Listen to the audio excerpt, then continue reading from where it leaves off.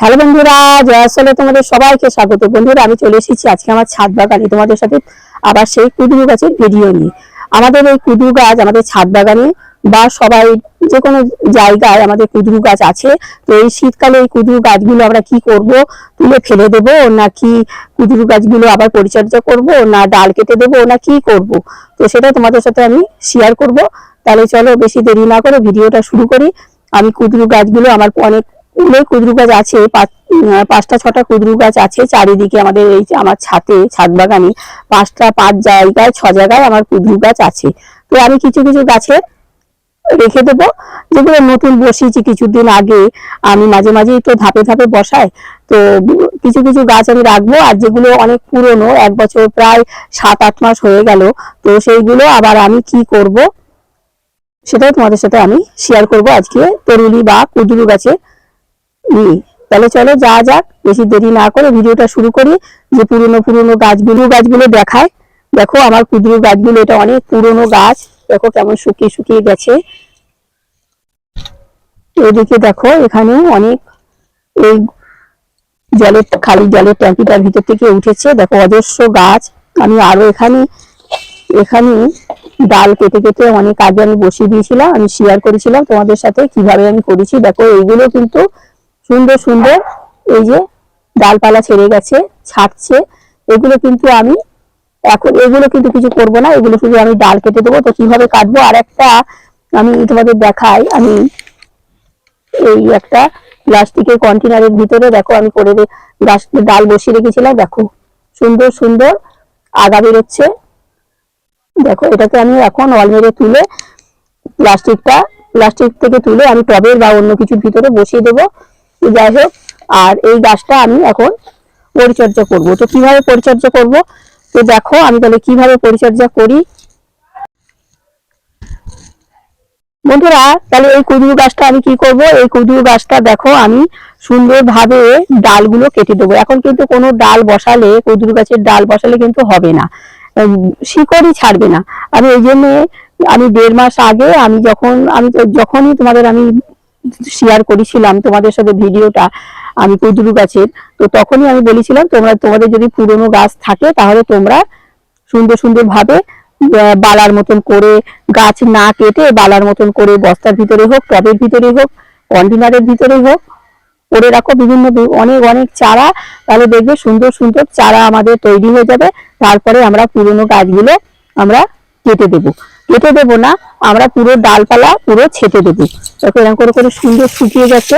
এই ডালগুলো আমি সুন্দরভাবে একদম পরিষ্কার করে আমি কেটে দেবো। এখানে কিন্তু ছোট ছোট ছোট ছোট ডালপালা কিন্তু বেরোচ্ছে, কিন্তু এগুলো আমি এখন রাখবো না। আমি একদম গাছটাকে ধরে আমি 2 হাত 3 হাত রেখে একদম গাছটা সুন্দরভাবে আমি কেটে দেবো। কেটে দিলে এর থেকে আবার অসংখ্য অসংখ্য ডালপালা ছাড়বে। আমি একটু পরিচর্যা করে দেব, সর্ষের খোল, গোবর সার, জৈব পদ্ধতি কিচেন কম্পোস্ট আর কি, সমস্ত দিয়ে গোড়াটা সামান্য সামান্য একটু খুঁড়ে আবার আমি রেডি করে রেখে দেবো। আর এখনো ডালপালা বেরোবে না তা না, বেরোবে।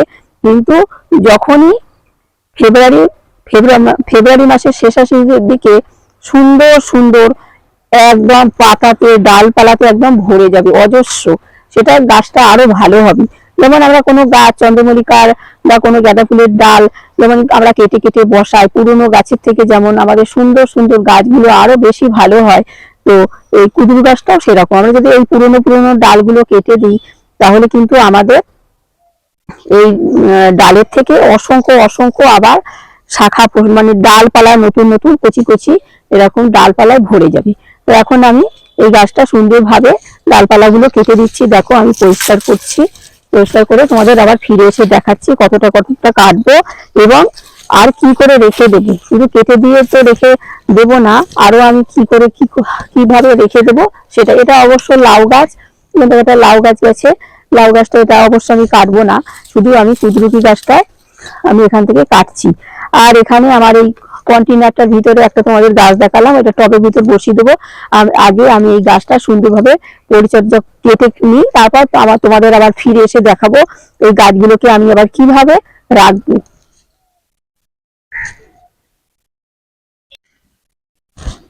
বন্ধুরা তাহলে দেখো আমি সমস্ত ডাল উপর থেকে আমি সব নামিয়ে নামিয়ে দেখো এতগুলো ডাল আমি সব কেটে দেব। হয়তো একটু মায়া লাগছে যে এই ডালগুলোকে আমি কেটে দেব, কিন্তু না কেটে দিলেও সুন্দর সুন্দর আবার ডালপালা বেরোবে না। তো যাই হোক আমি এবারে এই ডালগুলো সুন্দরভাবে দেখো এখানে আমি 2 হাত 3 হাত মতন রাখছি, রেখে এখান থেকে কেটে দিচ্ছি। এইসবগুলোতে কিন্তু এখন ভালো ফল হবে না, আবার এইসব মাঝে মাঝে আগা টাগা ছাড়ছে, তখন মাঝে মাঝে হয়তো 2-1টা হবে। এটা পুরোনো গাছে হতো, আর যেগুলো নতুন গাছ সেগুলো কিন্তু এখনো সুন্দর সুন্দর হচ্ছে। তো যাই হোক এটা অনেক পুরনো হয়ে গেছে বলে আমি পরিচর্যা করে তোমাদের দেখালাম। তোমাদের যদি এরকম গাছ থাকে তাহলে তোমরা এইভাবে পরিচর্যা করো। আর এই ডালগুলো বসালে কিন্তু এখন তো শীতকাল, এখন হবে না, তো বালার মতন করে তোমরা বাড়ির ভিতরেই হোক আর মাটির ভিতরে হোক রেখে সামান্য সামান্য জলে ছিটিয়ে দিয়ে ভালো করে রেখে দেবে। আর বেশি কিন্তু জল দেবে না। আর যদি শেকড় বেরোয় তো বেরোবে, আর নয়তো পচে গেলে কিন্তু আর হবে না। তো যাই হোক এখন সব থেকে ভালো আমি যেভাবে পদ্ধতিতে আমি করি, এই ডালগুলো একদম গাছের থেকে নিয়ে মাটিতে বালার মতন করে রেখে মাটি চাপা দিয়ে রাখি, যাতে সুন্দর সুন্দর হয়। নয়তো এই ডালগুলো মাটির ভিতরে ফেলে দিই, ফেলে দিয়ে মাটি চাপা দিয়ে রাখি, যখন আবার শিকড় হয়ে যায় সামান্য 1 হাত 1 হাত মতন মতন করে কেটে কেটেও আমি বসাই। বিভিন্ন রকমের পদ্ধতিতে আমি এই তরুলি গাছের ডালগুলো করি। কোনো সময় আবার যখন বস্তার ভিতরে গাছগুলো আছে সেই গাছগুলো সমস্ত আবার সুন্দরভাবে কেটে কেটে দিয়ে আবার সেই বস্তাটাকে চেঞ্জ করে অন্য বস্তায় দিই, সেটা আবার পরে আসবো। তো এখন আমি এই ডালগুলো সুন্দরভাবে কেটে দিচ্ছি। দেখো সুন্দরভাবে আমি কেটে দেবো, একদম কেটে দিয়ে দড়ি দিয়ে বেঁধে রেখে দেবো। দেখো এখন সব কেটে ফেলে দিলাম, দিয়ে এখানে সব গাছ আছে সব আমি কেটে দিচ্ছি, দিয়ে সুন্দরভাবে বেঁধে একটু ফ্যাঙ্গাসাইড দিয়ে রেখে দেবো, একটু যাতে কোনো পোকামাকড় আক্রমণ যাতে গাছের ডালগুলোকে যাতে ক্ষতি না করতে পারে। একটু হলুদ দিয়ে দিলেও হয়, আর আমার স্যাপ পাউডার বলে একটা পাউডার আছে, ওইটাকে গুলে একটু দিয়ে দেবো, তাতে হবে। এখন আমি এবারে পাউডার বা অন্য কিছু যদি না থাকে তাহলে আমাদের যে রান্না করার যে হলুদ সেটাকে একটু গাঢ় গাঢ় করে গুলে এই যেগুলো যেগুলো আমি কেটেছি এই কাটা জায়গাগুলোতে ভালোভাবে লাগিয়ে রেখে দিতে হবে। দেখো আমি এভাবে লাগিয়ে রাখছি, সুন্দরভাবে লাগিয়ে দেবো। যেখানে যেখানে আগাগুলো কেটেছি সব জায়গায় আমি সুন্দরভাবে লাগিয়ে দেব। তারপরে একটু শুকিয়ে গেলে 5 মিনিট পরে যখন ওই শুকিয়ে যাবে তখন একটা প্লাস্টিক দিয়ে বেঁধে রেখে দেবো। প্লাস্টিক দিয়ে আমি হয়তো 10 দিন 12 দিন কি 1 সপ্তাহ বেঁধে রেখে দেবো, তারপরে আবার খুলে দেবো। তাতে গাছটা এই আগাগুলো শুকিয়ে যাবে না। এটা রাখার কারণ হলো এই আগাগুলো যে আমি কাটলাম একটা গাছ থেকে, আগাগুলো তাহলে শুকিয়ে যাবে না, সতেজ থাকবে। যাই হোক এটাকে আমি এখন দিয়ে দিয়েছি। আমি 5 মিনিট পরে আমি এটাকে ভালোভাবে সুন্দরভাবে আমি একটা প্লাস্টিক আছে প্লাস্টিক দিয়ে বেঁধে দেবো। আমি 5 মিনিট পরে আমি আবার ফিরে আসছি।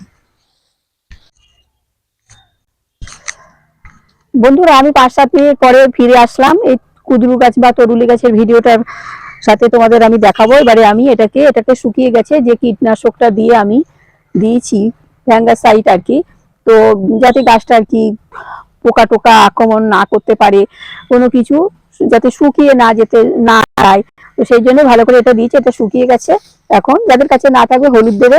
আর এখন এই প্লাস্টিক দিয়ে আমি এটাকে ভালো করে ঢেকে দেবো।